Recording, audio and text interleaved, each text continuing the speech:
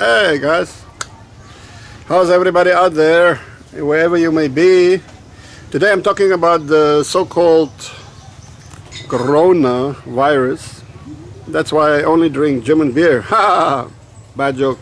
But apparently some people believe that the coronavirus, oops, let me turn my beautiful face to the light so you can see how pretty I am. I'm more than a pretty face, by the way.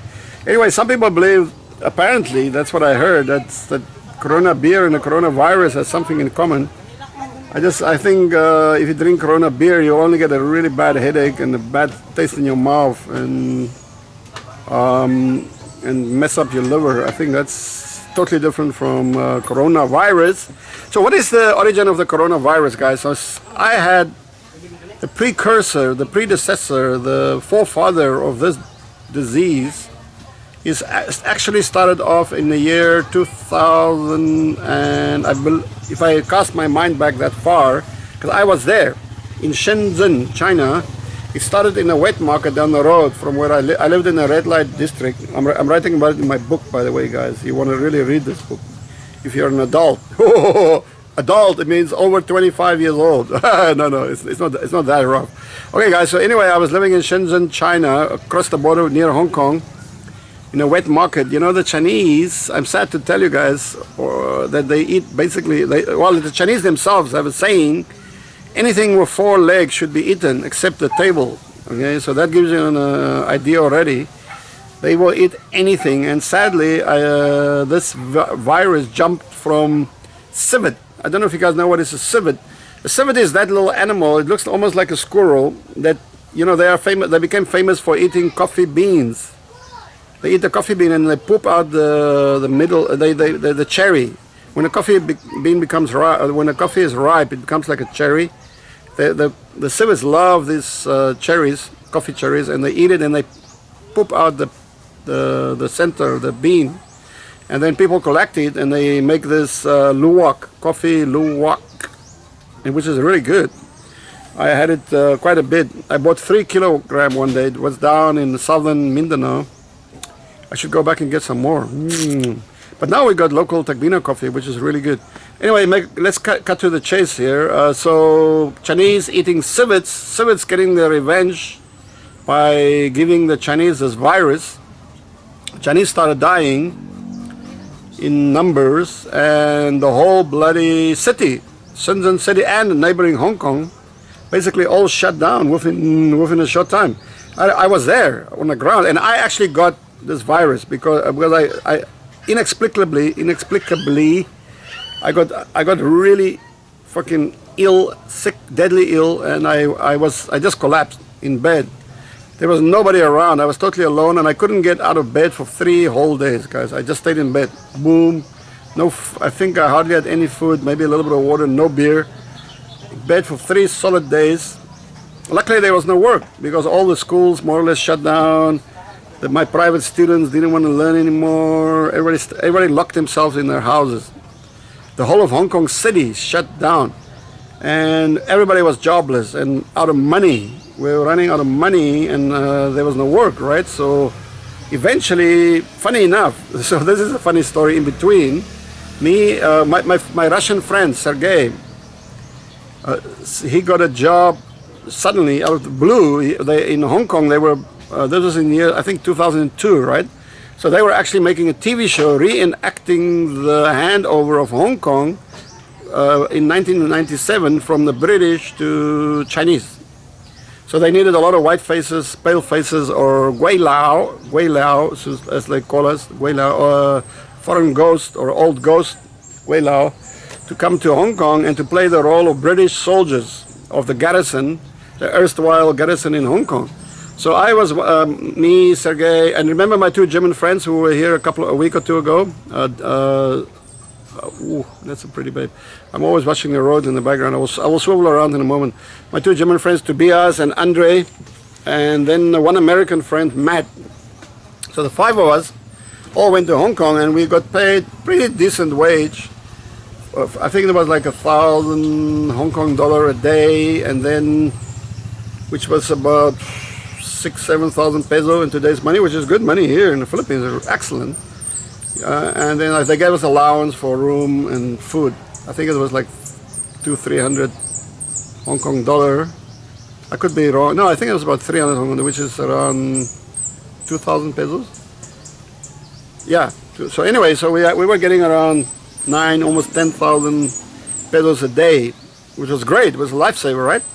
The only problem was that basically Andre was in the French Foreign Legion for a while. He was in the German Wehrmacht army. Then he was in the Foreign Legion for a while. Then I was in the South African army. And we were the only ones that looked like, well, we could march, you know. And I remember this marching scene on a bloody, sweltering hot day. We were supposed to do this marching as a marching band. We went to bed 5 in the morning after copious amounts of beer and red wine and vodka, all mixed together. We slept for 2 hours, 5 to 7. Then we were on the parade ground, and everybody looked the way I felt on that moment. I felt like fucking just collapsing. And we started marching, and there was like again and again and to get the scene right. Remember, nobody except there were only 2 of us who have ever marched in the military setup. So, and they wanted us to look perfect, straight arms, you know, and that's why you pretend to play the fucking drum and you know, and all this shit. Oh my god! And we were wearing kilts, little Scottish dresses, and pom poms and shit. Oh my god! That was I think we started about 8.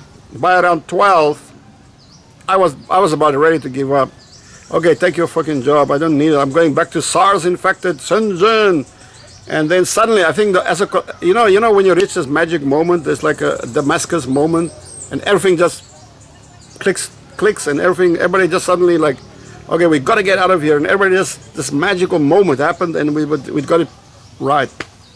So that was my story of SARS in Hong Kong. Sadly, this job only lasted for about a week or so, and so then we were back in Shenzhen, out of work, money running out quickly, and I was like, okay, I got to get the hell out of this. But by the time I decided to get the hell out, it was already basically shut down of people living in Shenzhen. Like now, it's in Wuhan, Hebei.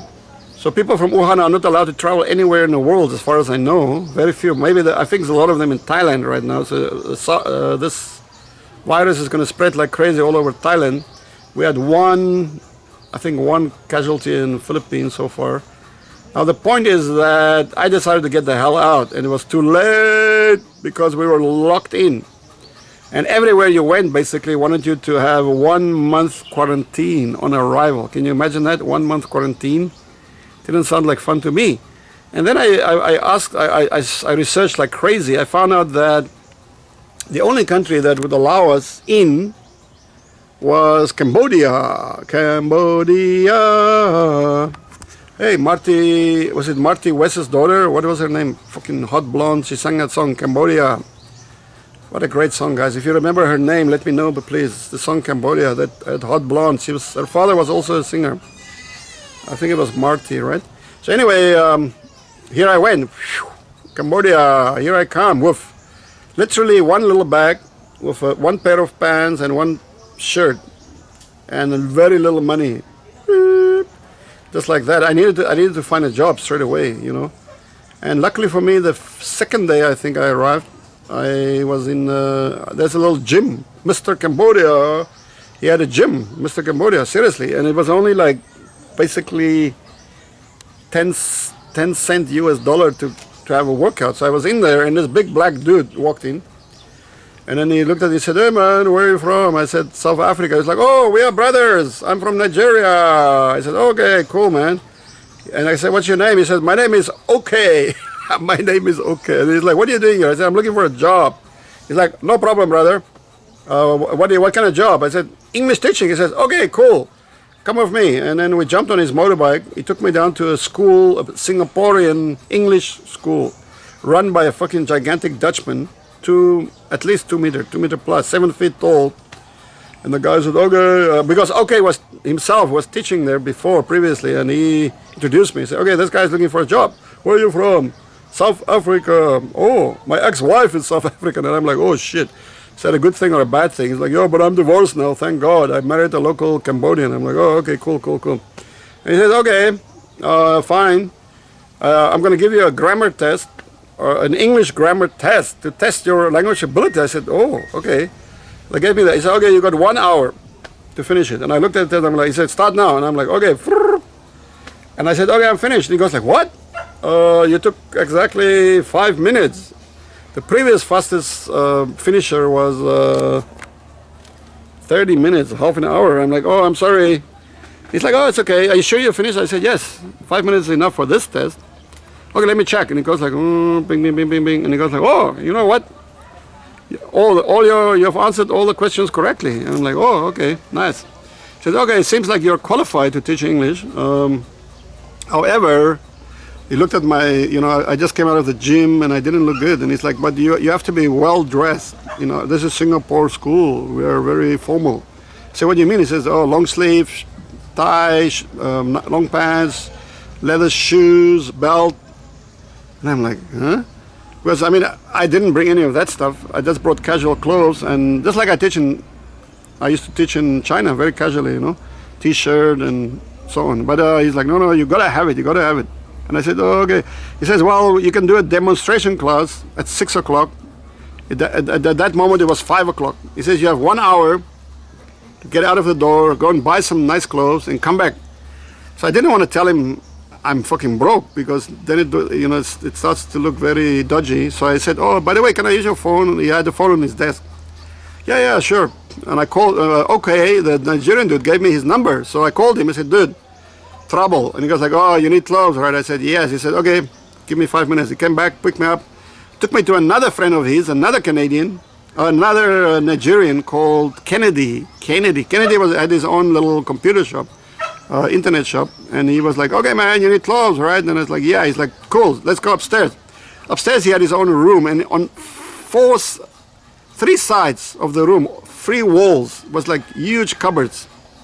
Closets, or whatever you want to call them, and cupboards. And he swung them open door by door by door by door, and it was just clothes. This guy was a fucking, what do you call him, fancy dandy dude, He loved clothes, and he kept buying, So he's like, okay, but take your pick. And I'm like, oh my, I was overwhelmed. I never seen so many, a wardrobe of that size. Blew my mind, my clothes can fit into one bag, so he goes like, okay, man, let me go. And he picked up a nice shirt. Here's a belt. Here's a nice pair of pants, shoes. And you know what the good thing was, our size, we were exactly the same size, the same height, the same build, and his clothes fitted me perfectly, And he was like, okay, cool. And I got dressed. I went downstairs. Like, yeah, you're not okay. Okay, took me back to the school. I did my demonstration class. Got the job. And I called them. And I said, hey guys, I didn't have much money, but I still wanted to thank them. I said, okay, can I take you out tonight for a meal or a beer actually? Okay, we'll come and pick you up by car. So Kennedy drove his car over. They picked me up we went to some restaurant, and they were like, we don't drink beer. Tomorrow is Sunday. We have to be in church early. So I'm like, I just bought them a meal. And I had the clothes in a plastic bag. And I was like, okay, Kennedy, thank you so much, brother. And he goes like, no, man, you keep this. It's for you. You're going to need it for your rest of your classes, man. And I still have those clothes somewhere. So Kennedy and OK and all those guys, if you're watching, I remember you boys. Thank you so much, huh? Africa, man. Okay, guys, so and then that's my story of SARS, and then now it's mutated into another virus called Corona. Before it was also MERS, M-E-R-S, MERS, SARS, coronavirus. The problem is, don't stop eating wildlife, especially those ones that are prohibited, that are endangered, guys. Chinese, listen up, get wise. Oh shit, who? I better drink some beer or vitamin C first. Guys, what are the 2 most important vitamins before I go? Vitamin C, right? And vitamin M, money. Share and like and care, okay? Thank you, guys. Keep on top of it all. Be careful.